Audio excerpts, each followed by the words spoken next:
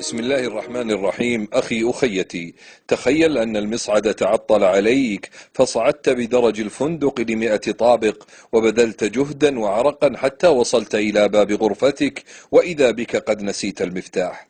فهيهات هيهات أن تدخل لغرفتك، فجهدك بالصعود هو عملك، والمفتاح هو إخلاص العمل لله. فيا لله، جهد وتعب وكد بلا ثمرة. فإن فقد المؤمن إخلاصا ذهب العمل هباء، فهذا يعمل ليرضي مديره، وهذا يطلب العلم لأجل وظيفة، وهذا يتقرب بعمله ليقال متقن. ولذا أول من تسعر النار عليهم ثلاثة: رجل قارئ قرآن ليقال قارئ، وقد قيل ومنفق ماله ليقال جواد، وقد قيل ومجاهد ليقال شجاع، وقد قيل، فكلهم فقدوا مفتاح الجنة وهو الإخلاص. فإن قال قائل: وكيف أذهب عني الرياء؟ فإنه شرك خطير ومهلكة. فأقول: اسمع إلى بشرى الحبيب صلوات ربي وسلامه عليه عندما قال لأبي بكر رضي الله عنه: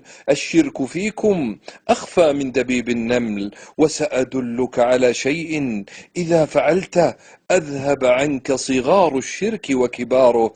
تقول: اللهم إني أعوذ بك أن أشرك بك وأنا أعلم، وأستغفرك لما لا أعلم. اللهم ارفع قدر من سمع ونشر المقطع، وارزقه الإخلاص في العمل. وصلى الله على من إذا صليت عليه صلى الله عليك بها 10.